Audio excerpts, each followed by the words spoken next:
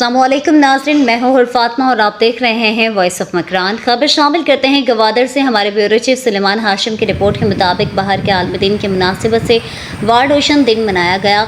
गवादर के पदई ज़र के मकाम पर PMSA के ज़ेर एहतमाम वर्ल्ड ओशन डे मनाया गया।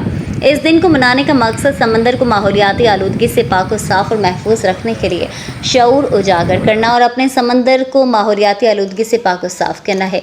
इस मौके पर PMSA के लेफ्टिनेंट हैदर, महकमा माहौलियात के assistant director Tariq Ali, Gwadar development authority के अब्दुर्रहीम बलोच ने शिरकत से खिताब किया और माहिगीरों को आगाही दी और कहा कि ये दिन हर साल 8 जून को सारी दुनिया में मनाया जाता है, जिसका मकसद समंदरों की अहमियत को उजागर करना और समंदरी वसाइल से भरपूर इस्तेफादा हासिल करना है और आवाम को समंदर से मुतालिक आगाही पैदा करना है।